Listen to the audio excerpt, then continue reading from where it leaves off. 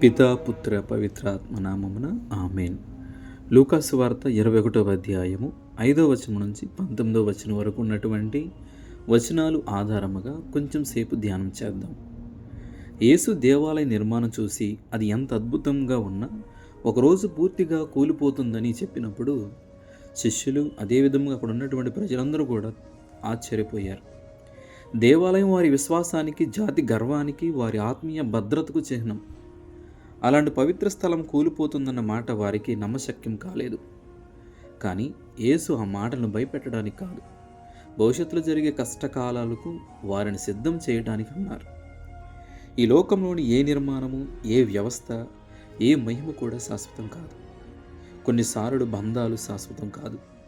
ప్రపంచం మారుతూనే ఉంటుంది, అదే సత్యం. రాజ్యాలు లేచి అంతరించిపోతాయి, ఇచ్చులు హామీలు నిలవలేకపోతాయి. కానీ ఈ అన్ని మార్పుల మధ్య దేవుడు మాత్రం మారడు. ఆయన నిన్న నేడు యుగ యుగాలు ఏకరూపుడే. అందుకు యేసు ముందుగానే చెబుతున్నారు, భవిష్యత్తులో వచ్చే కలతలు, సంఘర్షణలు, వ్యాధులు, ప్రకృతి ప్రళయాలు ఇవన్నీ మనసులో భయాన్ని నింపకూడదు, మన విశ్వాసాన్ని కుదిపేయకూడదు. మన జీవితంలో కూడా ఇలాంటివి జరుగుతూనే ఉంటాయి. మనం నమ్ముకున్న వ్యక్తులు దూరం అవుతారు, మనం నిర్మించిన ప్రణాళికలు ధ్వంసమవుతాయి, ఆరోగ్యం అనుకోకుండా బలహీనమవుతుంది, మన కష్టానికి విలువ లేనట్టు అనిపిస్తుంది. ఇలాంటి పరిస్థితుల్లో మనోబలం కుంగిపోవడం సహజం. కానీ యేసు చెబుతున్నారు, ఇలాంటి వాటి కోసం కలవరపడవద్దు. ఎందుకంటే ఈ కష్టాలు చివరి మాట కావు.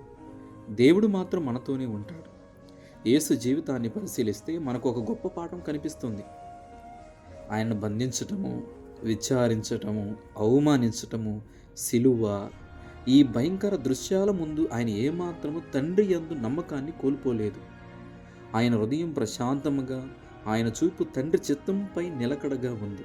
ఎందుకంటే ఆయనకు తెలుసు తండ్రి తన జీవితము నుండే మహిమనిస్తారని. ఆ నమ్మకమే ఆయనను శిలువ మీద కూడా స్థిరముగా నిలబెట్టింది. మనల్ని తాకే బాధలు రెండు రకాలపై ఉంటాయి. కొన్నిసార్లు మన తప్పుల వల్ల వస్తాయి, మరికొన్నిసార్లు మనతో సంబంధం లేని ఇతరుల పాపం కారణంగా వస్తాయి. ఏ కారణంగా వచ్చినా దేవుని చేతుల్లో పెట్టిన బాధ వృధా కాదు. మనం చేసే పిలుపు ఒకటే, బాధను పట్టుకుని తిరగకుండా దేవునికి అప్పగించటం. ఆయన దానిని ఆశీర్వాదంగా మార్చుతారు. క్రీస్తు శిలువను పునరుత్థానంగా మార్చిన దేవుడు మన జీవితంలోని చిన్న చిన్న శిలువలను కూడా ఆయన మహిమకు అవసరమైన పరికరాలుగా చేస్తాడు. కాబట్టి యేసు చెబుతున్న ఈ వాక్యం ఈరోజు మనకు బలమవుతూ ఉంటుంది. మీ సహనం వలన మీరు మీ ప్రాణమును దక్కించుకుందురు. అంటే శాంతిలో నిలదొక్కుకోవటం, విశ్వాసంలో నిలబడటం, బాధల మధ్య కూడా దేవుని చేతిని పట్టుకోవడం. బాధలు ఎప్పటికీ ఉద్దేశం లేకుండా రాకపోవచ్చు, కానీ దేవుని చేతిలో పెట్టిన ప్రతి కన్నీరు ఒక ఆశీర్వాదముగా మారుతుంది. కాబట్టి ప్రియ సహోదరి సహోదరులారా, మన జీవితంలో దేవుని మీద భారం వేస్తూ మన సహనాన్ని నిలుపుకొని ఆధ్యాత్మికంగా ఫలించటానికి ప్రయత్నం చేద్దాం. దేవుడు మిమ్మల్ని దీవించి కాచి కాపాడునుగాక. ఆమేన్.